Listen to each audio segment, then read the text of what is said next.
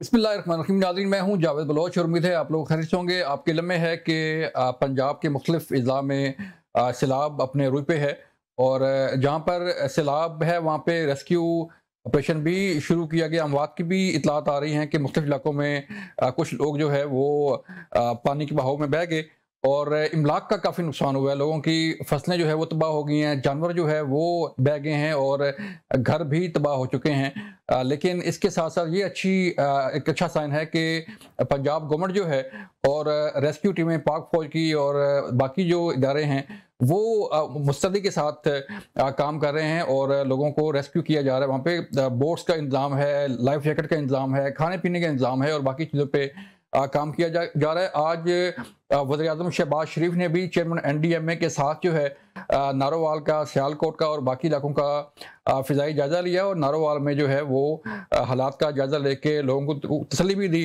कि गवर्नमेंट उनके साथ खड़ी है और गवर्नमेंट पूरे तरीके से जो है वो रेस्क्यू का ऑपरेशन मुकम्मल करेगी। इसके साथ-साथ आज वज़ीर आला पंजाब मरियम नवाज़ साहिबा ने भी रावी और इसके मुल्क इलाकों का दौरा किया। खुद बोट में बैठ के जो है वो रावी के अंदर गईं और हालात का जायज़ा लिया। वो जो लोग फंसे हुए थे उनके मुतल्लिक़ जो है उन्होंने बात की और जो रेस्क्यू ऑपरेशन है उसके मुतल्लिक़ जो है उन्होंने जायज़ा लिया और हिदायत दी कि जो भी लोग फंसे हुए हैं या जिन्हें मदद की ज़रूरत है वहाँ तक जो है फ़ौरी पहुँचा जाए। लेकिन अब एक और सूरत-ए-हाल पैदा होने वाली नाज़रीन कि ये सैलाबी रेला जो है अब आहिस्ता-आहिस्ता सिंध की तरफ बढ़ रहा है और सिंध में क्या इंतज़ामात हैं, सिंध में जो है वो किस हद तक ये सैलाब मुतासर कर सकता है आबादियों को, फसलों को, जानवरों को, इमलाक को। ये एक बड़ा सवाल उठाया जा रहा है कि सिंध गवर्नमेंट जो है वो किस हद तक तैयार है इस सैलाबी सूरत-ए-हाल से निपटने के लिए। आबी जारियत का भी कहा जा रहा है कि इंडिया ने आबी जारियत की और पानी का बहाव जो है वो पाकिस्तान की तरफ कर दिया। इस पे बात करेंगे। हमें आज जॉइन किया है फ़ाद मलिक साहब ने, आप माहिर माहौलियात हैं, उनसे बात करेंगे। फ़ाद भाई शुक्रिया वक़्त देने का। अली तौकीर शेख साहब ने हमें जॉइन किया है, आप भी माहौलियात के एक्सपर्ट हैं, फ्लड के एक्सपर्ट हैं, इनसे बात करेंगे। और फिर हम बात करने जा रहे हैं हमारे जो कॉरेस्पोंडेंट हैं अली मिर्ज़ा, वो हमें जॉइन करेंगे लाहौर से। उनसे दरियाफ्त करेंगे कि रावी और शाहदरा और पंजाब की सूरत-ए-हाल क्या है, वहाँ पर क्या काम किया जा रहा है लोगों को बचाने के लिए। आप सबका शुक्रिया। तौकीर शेख साहब, अली तौकीर शेख साहब, मैं आपकी तरफ आता हूँ। सर पहले आपने सैलाबी सूरत-ए-हाल देखी पंजाब में, जो सतलज है, जेहलम है, चनाब है, इसके जो आस-पास के इलाके हैं वहाँ पर काफ़ी पानी आ चुका है।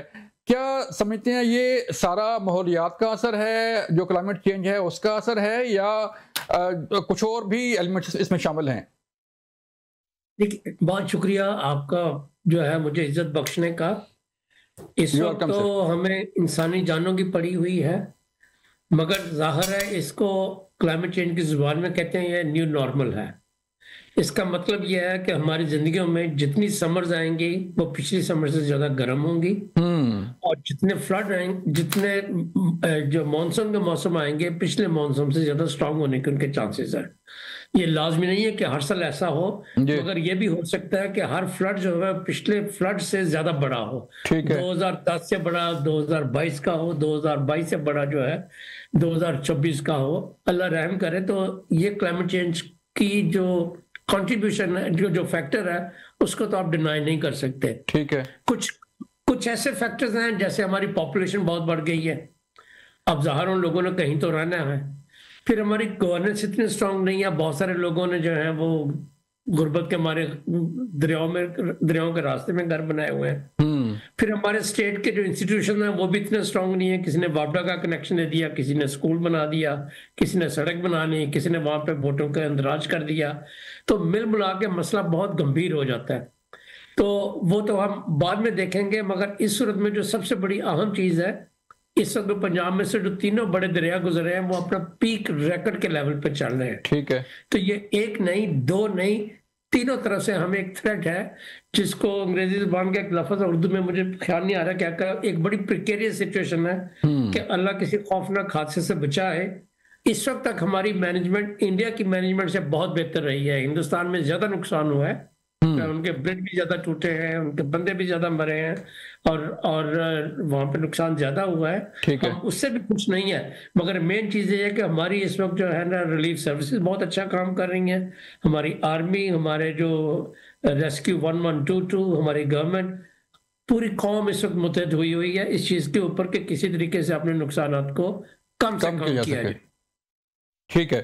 फहद मलिक साहब, जैसे शेख साहब ने कहा कि मुस्तकबिल में जो है वो और जो है वो सीवियर किस्म के जो है वो सैलाब आ सकता है, बारिशें ज़्यादा हो सकती हैं, मानसून का मौसम जो है वो सख्त हो सकता है। तो सवाल ये पैदा होता है कि हमें पता है कि क्लाइमेट चेंज है और हम पूरी दुनिया में उसका जो है वो बता भी रहे हैं कि क्लाइमेट चेंज की वजह से पाकिस्तान किस हद तक मुतासर हो रहा है। तो इसके बचाव कैसे सर मुमकिन है कि क्लाइमेट चेंज जब हो, जारी बात है पूरी दुनिया सामना कर रही है, तो इससे बचने के लिए कुछ इकदाम ऐसे होने चाहिए कि अगर कोई सीवियर किस्म का मौसम आ जाए, सैलाब की सूरत पैदा हो जाए, मानसून जो है वो ज़्यादा हो जाए, तो फिर बचना कैसे है? देखें, जहाँ तक क्लाइमेट चेंज का ताल्लुक है, जिस तरह अली साहब ने कहा कि ये अब एक रियलिटी है, ये एक सच्चाई है जिसके साथ अब हमने आगे ज़िंदगी गुजारनी है। क्लाइमेट चेंज की सच्चाई की रोशनी में दो चीज़ें हैं जो हमारी तरफ से क्लाइमेट चेंज को टैकल करने के लिए एक्सपेक्टेड की होती हैं। नंबर वन, कि मिटिगेट किया जाए कि जो जो वो अनासिर हैं जिनकी वजह से क्लाइमेट चेंज बढ़ रहा है उनको हटाया जाए। उसमें हमारे पास ज़्यादा रोल नहीं है प्ले करने के लिए, क्योंकि हम कंट्रीब्यूट ही बहुत कम करते हैं अपनी आबादी या अपने साइज के मुताबिक हम बहुत छोटी कंट्रीब्यूशन करते हैं, तो मिटिगेशन के अंदर हमारा कोई रोल नहीं है। जहाँ तक बात है हमारे रोल की, वो आता है अडेप्टेशन में। अडेप्टेशन ये कहता है कि आपको पता है कि आपके साथ अब कुछ होने वाला है, क्या तैयारी आप पहले से करके रखते हो ताकि आपके साथ ये उसके नुकसानात कम से कम आपके ऊपर हो। हमारे यहाँ पे अलमिया ये है कि हम अडेप्टेशन की तरफ जाते नहीं है। हमारे क्लाइमेट चेंज की वजह से एक क्लाइमेट डिजास्टर होता है। क्लाइमेट डिजास्टर इसीलिए बनता है क्योंकि हम तैयार नहीं थे उसके लिए, और की वजह नहीं है क्लाइमेट चेंज के किसी एलिमेंट को क्लाइमेट डिजास्टर बनने की। ये बात के फ्लड्स आने हैं, ये हमें बड़े अरसे से पता है। ये बात कि ये हर कुछ अरसे बाद पिछली फ्लड से बड़ा फ्लड आना है, ये भी हमें काफी अरसे से पता है। ये बातें हम 2010 से कर रहे हैं। लेकिन दूसरी तरफ हम अपनी गवर्नेंस पॉलिसीज देखें तो हम रिवर्स को आज भी चैनलाइज करने की बातें करते हैं। हम रावी अर्बन डेवलपमेंट अथॉरिटी के नाम से एक नया प्रोजेक्ट शुरू करके एक दरिया के किनारे एक नया शहर आबाद करने चाहते हैं। हम अडेप्टेशन की तरफ जा ही नहीं रहे। हम जब कोई क्लाइमेटिक इवेंट एक क्लाइमेट डिजास्टर बन जाता है तो उसके रिलीफ एफर्ट्स हम बहुत अच्छे कर लेते हैं, लेकिन उसको एक डिजास्टर से बनने से रोकने के लिए जो जो स्टेप्स रिक्वायर्ड हैं वो हम करते नहीं। जिस तरह अली साहब ने बिल्कुल ठीक कहा कि चाहे आप आबादी को ब्लेम दें या बैड गवर्नेंस को ब्लेम दें, अब हमारे पुराने दरियाई रास्तों के ऊपर आबादियां एग्जिस्ट करती हैं। सही है।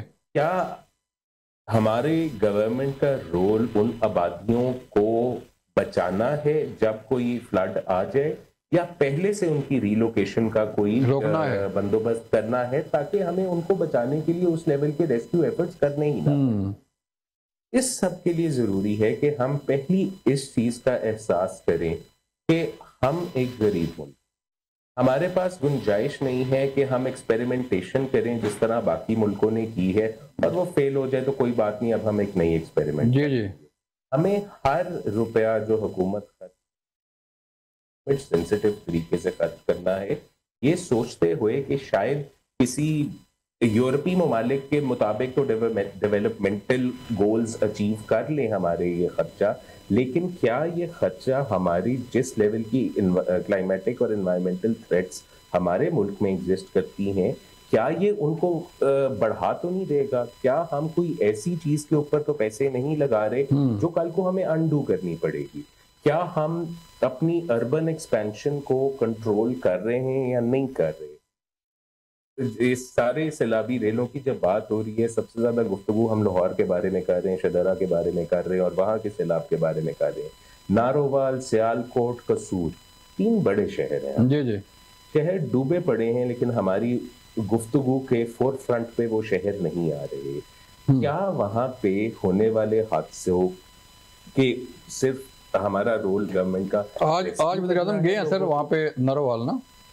बिल्कुल, ये बात ये है कि देखिए, समझने वाली बात ये है कि ये स्टेप्स पहले लेने चाहिए थे। ये बात हम पिछले सालों को छोड़ दें, हम 2-3 हफ्ते पीछे चले जाएं, तो जितने भी आपके क्लाइमेट अवेयर लोग थे वो फोरकास्ट कर रहे थे कि ये सब कुछ होने वाला है।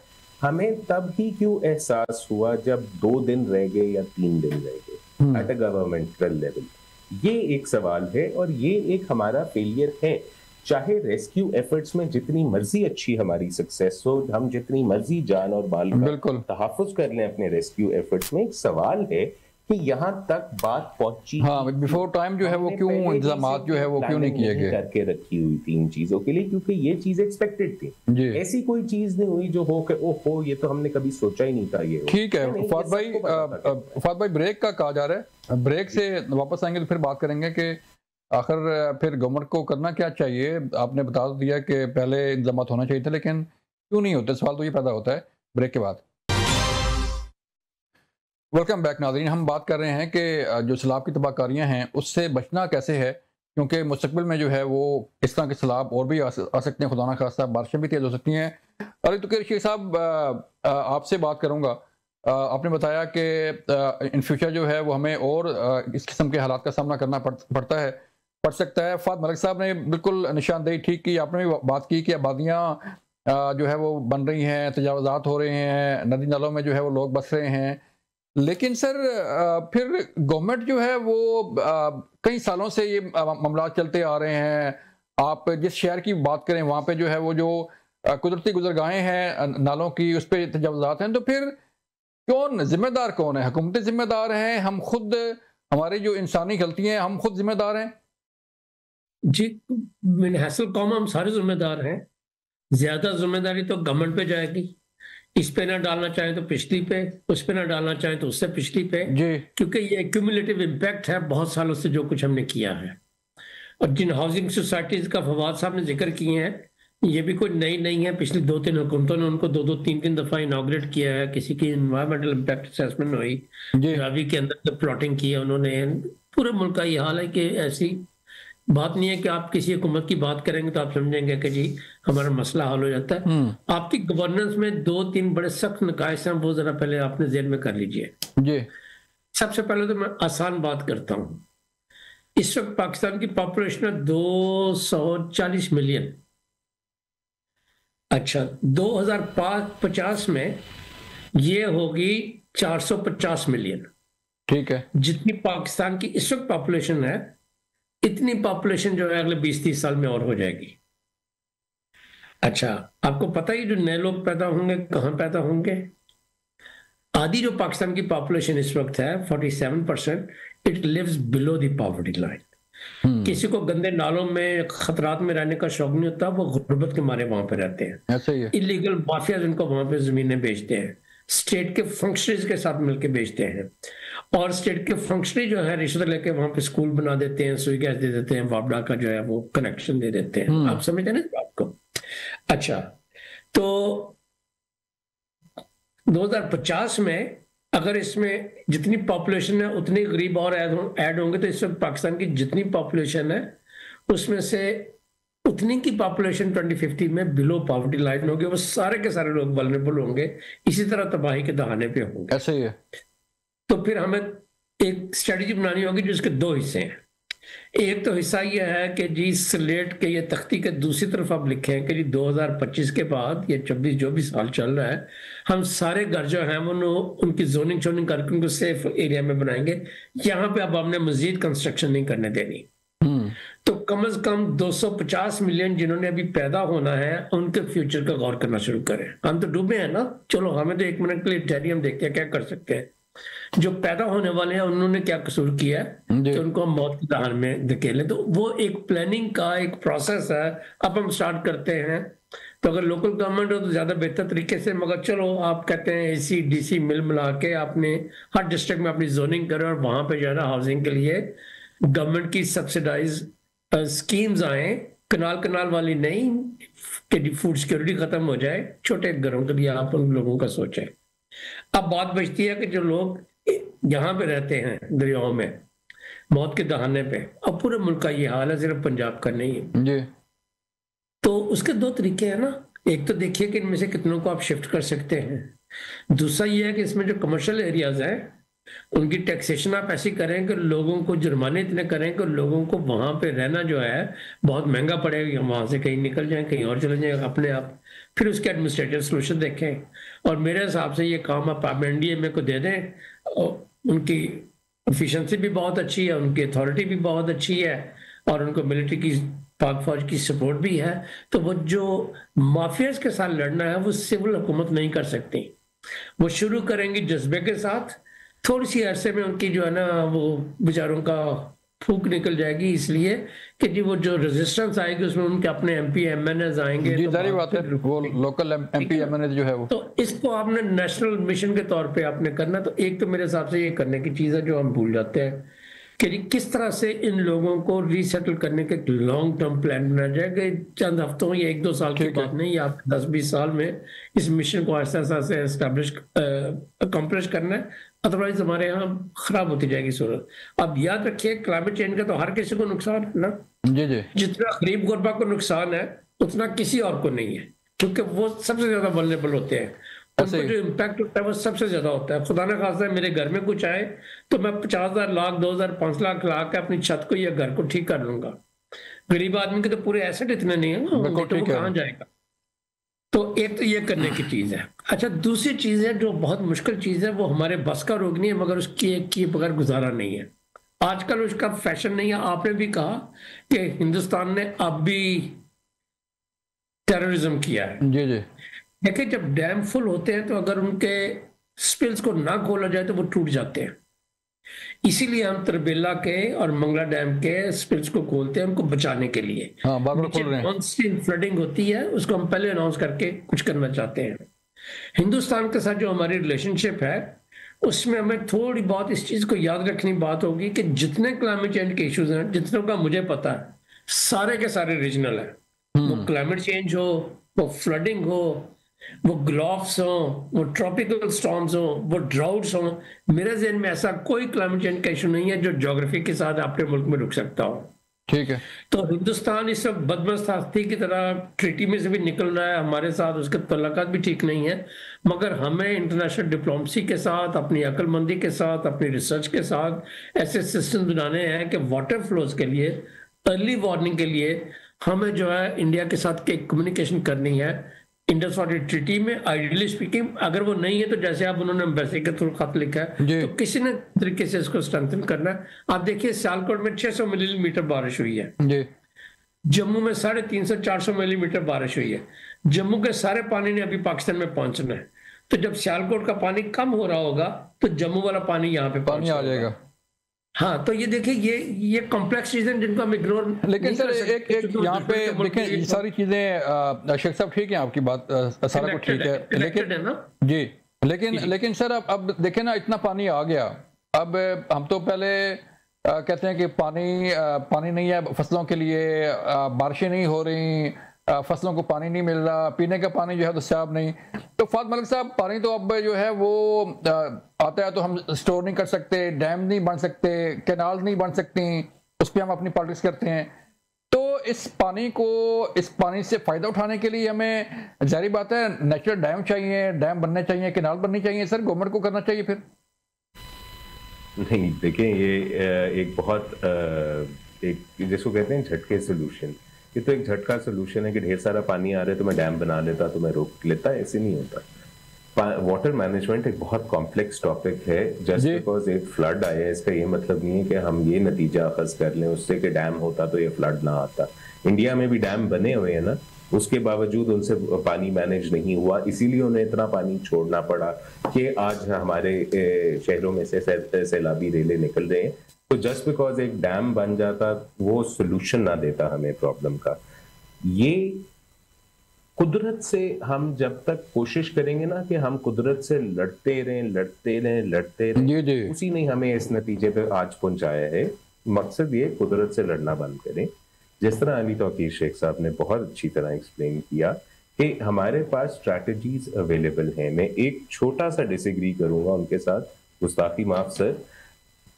लोकल गवर्नमेंट्स के बगैर, आपकी लोकल वॉइसेस के बगैर किसी किस्म का भी आप सस्टेनेबल सोल्यूशन ला ही नहीं सकते। हम जितनी मर्जी बड़े बड़े दफ्तरों में बैठ के प्लानिंग कर लें, जब तक आपकी लोकल लेवल के ऊपर इलेक्टेड गवर्नमेंट की कंट्रीब्यूशन नहीं होगी कॉन्वर्सेशन के अंदर, तब तक कोई भी सस्टेनेबल सोल्यूशन निकल नहीं सकता। जहां तक डैम्स की बात है, डैम्स की जरूरत यकीनन है। मैं ये नहीं कह रहा कि डैम्स की जरूरत नहीं है। क्या हमें उन्हीं डैमों की जरूरत है जो हमने 1960 में इंडस वाटर ट्रीटी के ऊपर दस्तखत करते हुए सोचा था कि हम बनाएंगे? शायद नहीं। काफी माहौल तब से बदल चुका है, काफी वेदर पैटर्न्स तब से बदल चुके हैं, काफी जियोग्राफिकली कहाँ कहाँ बारिश किस किस इंटेंसिटी से होती है, ये बहुत कुछ बदल चुका है। 2022 का जब फ्लड आया था तो हमारे पास एक सहरा के अंदर एक इतनी बड़ी पानी की झील थी कि वो सैटेलाइट से नजर आती थी।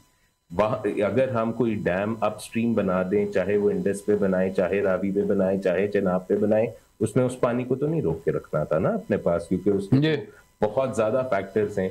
अगर इस वक्त हम झेलम के ऊपर एक डैम बना के बैठे भी होते एक और स्टोरेज के लिए, तो कसूर में जो फ्लडिंग हो रही है सतलुज की वजह से, उसको तो ना हम कंट्रोल कर सकते। जो लाहौर और नारोवाल और उसके गिर्द के इलाकों में हो रही है रावी की फ्लडिंग की वजह से, उसको तो ना हम कंट्रोल कर सकते। तो डैम्स की जरूरत है। हमारा मसला ये है, हम अभी भी वही जो 1960 में डैम सोचे थे, हम उन्हीं के ऊपर ही बात करते हैं और हम कहते हैं कि जी ये सियासत की वजह से सके। चाहे पहले सियासत की वजह से बने या ना बने, रियलिटी ये है कि आज वो डैम बनने की जरूरत नहीं रही। आज एक कंप्लीटली डिफरेंट वाटर पॉलिसी की जरूरत है जो हम बनाते नहीं हैं बैठ के। एक ये कहना कि एक 2 मिनट की गुफ्तगू के अंदर एक कॉम्प्रिहेंसिव सॉल्यूशन मिल जाएगा, पॉसिबल नहीं है। इसके लिए आपको एक्सपर्ट्स बिठाने हैं, इसके लिए आपको गवर्नेंस के एक्सपर्ट्स बिठाने हैं, इसके लिए आपको इंजीनियर्स बिठाने हैं, इसके लिए आपको माहिर माहौलियात बिठाने हैं, और फिर ही कोई नतीजा निकल सकता है कि अब बेस्ट स्टोरेज कैपेसिटी किस तरह जनरेट की जा सकती है। हम इस नई रियलिटी की बेसिस के ऊपर अपने आप को रीवैल्यूएट कर नहीं रहे। हम बस उसी पुश पे जा रहे हैं कि जी जो हमने 1960 में सोचा था ना, आज भी हमें वही करना चाहिए। सोल्यूशन हर प्रॉब्लम का निकल सकता है अगर पहले एक रियलिटी को एक्सेप्ट कर लिया जाए। हम उस सच्चाई को एक्सेप्ट करने को भी तैयार नहीं है। That is the problem. जितनी भी गुफ्तगू हम सोशल मीडिया पे, टीवी पे देख रहे हैं, जिसमें खास तौर पे सियासी लोग बैठे हों, वहां पे बात वही 1, 2, 3 डैम्स की होती है, क्योंकि वो नहीं बने इसलिए सोल्यूशन नहीं है। ये बात कोई नहीं करता क्या आज भी 60-70 साल बाद हमें उन्हीं डैम्स की जरूरत है, या क्या हम अपनी सोच तब्दील करें, क्या हम एक नई तहकीक करें, हम समझें ये जो पिछले 10-15 साल के अंदर अब ये तीसरा बड़ा फ्लड है जिसके साथ हम डील कर रहे हैं, हमने सीखा क्या है इससे? बिल्कुल ठीक है। वाटर पॉलिसी जो है वो मतलब आपकी बात ठीक है, वाटर पॉलिसी जो है वो जरूरी है, ठीक है, डैम बने, कैनाल बने, लेकिन कोई एक पॉलिसी जो है वो बनना बड़ी जरूरी है। ब्रेक के लिए कहा जा रहा है, जब ब्रेक से वापस आएंगे तो फिर हम बात करने जा रहे हैं कि इस सैलाब ने आगे भी जाना है, सिंध का रुख करना है, सिंध दरिया सिंध की सूरत क्या होगी, ब्रेक के बाद। वेलकम बैक नाज़रीन, हम बात कर रहे हैं कि सिंध की सूरत क्या बनेगी। ये सैलाब जो है अब जाहिर बात है पंजाब में है, तो इसका पानी आगे जाना है, दरिया सिंध की सूरत क्या हो सकती है। अली तोकीर शेख साहब बताइएगा कि अब जो सैलाब जो है वो आ रहा है और सूरत आपके सामने है, रावी की, सतलुज की, चनाब की, तो सिंध में क्या हो सकता है सर? अभी तक तो दरिया सिंध बड़ा काम है, लेकिन क्या उसमें भी सैलाबी सूरत पैदा हो सकती है और जो इलाके उसके आसपास है वहां पर सूरत खराब हो सकती है? सर इस वक्त इंतहाई ज्यादा डेंजर सिचुएशन है। इस वक्त पानी जो है त्रिमू और पानीरत की तरफ बढ़ रहा है, जी। जहां पे ये तीनों चारों दरिया मिलेंगे और मिलके फिर ये सिंधु या दरिया सिंध बनेगा, तो पानी की क्वांटिटी बहुत ज्यादा हो जाएंगी, बहुत ज्यादा हो जाएंगी। और वहां पे 2 बहुत बड़े जो है ना वो बॉटल नेक्स हमारे लिए। एक तो डर है कि त्रिमू या पानीरत में से अल्लाह करे सब खरीद से गुजर जाए, क्योंकि ये क्वांटिटी बहुत ज्यादा है हमारे कैपेसिटी से। आगे जाके गुद्दू बैराज भी है और सखर बैराज भी है। दोनों के अपने अपने मसाइल हैं। सखर बैराज में 2 गेट नहीं खुल रहे थे, उनको हमने लगाया है, नए लगे हैं पाकिस्तान की तरफ, और वो को लोकली मैन्युफैक्चर्ड कहा जाता है कि जी वो रस्टिंग है, तो वो थोड़ा सा ज्यादा डेंजरस एक बॉटलनेक कह लीजिए।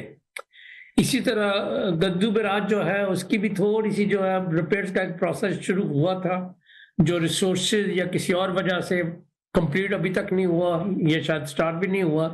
तो वो भी एक रिस्की एलिमेंट है। अगर अल्लाह करे ये दोनों बॉटलनेक्स हमारे खैरियत से गुजर जाएं तो पानी की क्वांटिटी इतनी ज्यादा है कि सिंध में से जहां जहां से गुजरेगा तबाही मनाता जाएगा। अच्छा। पंजाब और सिंध में जो बहुत बड़ा फर्क है ये है कि पंजाब में पानी का रास्ता बंद नहीं है।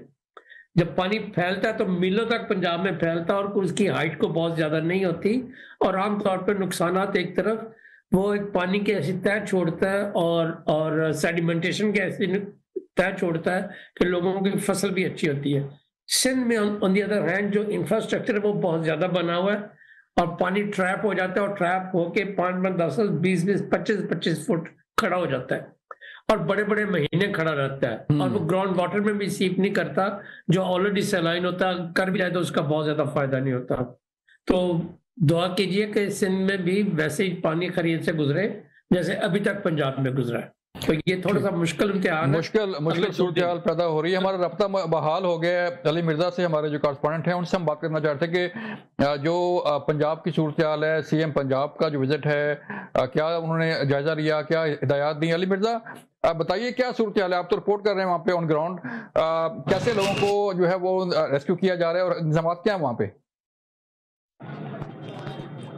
जी बिल्कुल, बहुत शुक्रिया। इस टाइम मैं रावी के बिल्कुल अकब में मौजूद हूँ और बड़ा ही ऊंचा जो है दर्जे का सैलाबी रेला जो है वो यहाँ से गुजर रहा है। पीडीएमई की रिपोर्ट के मुताबिक जो है वो 2,15,000 क्यूसी के मुताबिक बाकायदा तौर पर जो है वो इस टाइम पानी की स्पीड है, और इस स्पीड ने जो है जैसे जैसे वक्त गुजरना है वैसे ही पानी की स्पीड ने बढ़ना है। अली तोकीर शेख साहब ने इशारा किया कि जो अभी सैलाबी सूरत हाल है पंजाब की, अब नेचुरली जारी बात है उसने आगे जाना है तो दरिया सिंध का रुख जो है वो पानी का है, तो वहाँ पे सूरत हाल क्या हो सकती है और वहाँ पे लोगों को बचाने के लिए, रेस्क्यू करने के लिए क्या इंतजाम हो सकते हैं सर? देखिए, सबसे पहली तो बात यह है कि हमारे जो भी मेट्रोलॉजिकल डिपार्टमेंट और फ्लड प्लेन्स, हमारे पास एक्चुअली फ्लड अथॉरिटीज होनी चाहिए सूबाई लेवल पे, ऊपर पंजाब में है लेकिन जी फ्लड अथॉरिटी बिल्कुल ठीक कानून है। सो उन फ्लड अथॉरिटीज का काम है कि पहले एक रिस्क असेसमेंट करें कि किन किन इलाकों के अंदर फैलाव के चांसेस ज्यादा है। वहां पे जिन इलाकों के अंदर जो दरिया से थोड़े लोअर लेवल पे हैं वहां पे शायद लोगों को रिलोकेट भी करना पड़े, और अपनी मदद आपके तहत नहीं, इसी में ही हुकूमत को पहले आके मदद करनी पड़ेगी। और जो भी हमारे इंस्टीट्यूशंस हैं, चाहे वो डिजास्टर मैनेजमेंट अथॉरिटीज हों, चाहे वो पाकिस्तान आर्मी हो, बिल्कुल आके असिस्ट करें और लोगों को रिलोकेट करने में हेल्प करें। दूसरी चीज ये है कि ये एनालिसिस, इस फ्लड के एक्सपीरियंस से सीखा जाए कि अगली दफा रोकने का तो अभी हम कुछ नहीं कर सकते, अभी तो रेस्क्यू और रिकवरी ऑपरेशंस ही हैं। उम्मीद है कि वो इतने स्ट्रांग होंगे हमारे कि जानी और माली नुकसान कम से कम किया जा सकेगा। लेकिन इस एक्सपीरियंस से सीखते हुए हम अपने बंद अगले सालों के लिए इस तरह बनाएं, हम अपनी प्लानिंग इस तरह करें कि आइंदा कभी इस टाइप का फ्लड आए तो उसको किस तरह कंट्रोल किया जा सकता है। ये एक लर्निंग एक्सपीरियंस भी है हमारे लिए। एक रेस्क्यू और रिकवरी ऑपरेशन के साथ एक एजुकेशनल ऑपरेशन भी साथ होना जरूरी है कि फ्लड के रुख को, पानी के बहाव को समझना, किन इलाकों के अंदर ज्यादा वल्नरेबिलिटीज हैं और उनके लिए खास तौर पे बंदोबस्त करना हमारे अगले सालों की डिजास्टर मैनेजमेंट प्लान का हिस्सा हो। जहां तक अब क्या होगा सिंध के अंदर, ये तो जब ये रेला गुजरेगा तब ही अनफॉर्चुनेटली हमें पता लगेगा, लेकिन उसके पता लगने से हमें आइंदा की अपनी स्ट्रैटेजी बनाने में आसानी होगी।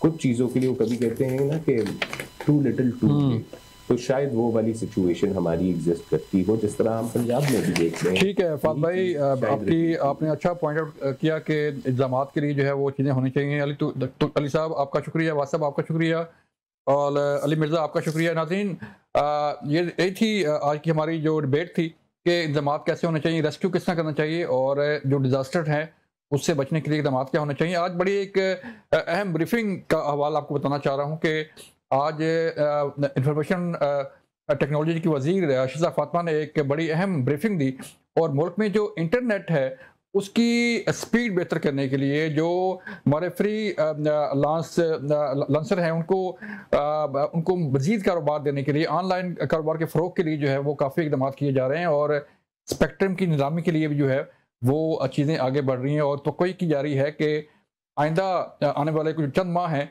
वो आईटी के हवाले से बड़े इंपॉर्टेंट करार दिए जा रहे हैं और बड़े अहम फैसले किए जा रहे हैं। आज पूरे पीटीए था, आज पेमरा था, आईटी मिनिस्ट्री थी और बाकी जो लोग थे, फ्रीक्वेंसी बोर्ड के लोग थे, एक छत तले बैठ के ये फैसले किए जा रहे हैं कि इसको कैसे बेहतर करना है। इस हाल का प्रोग्राम, अपना ख्याल रखिएगा। अल्लाह हाफिज़।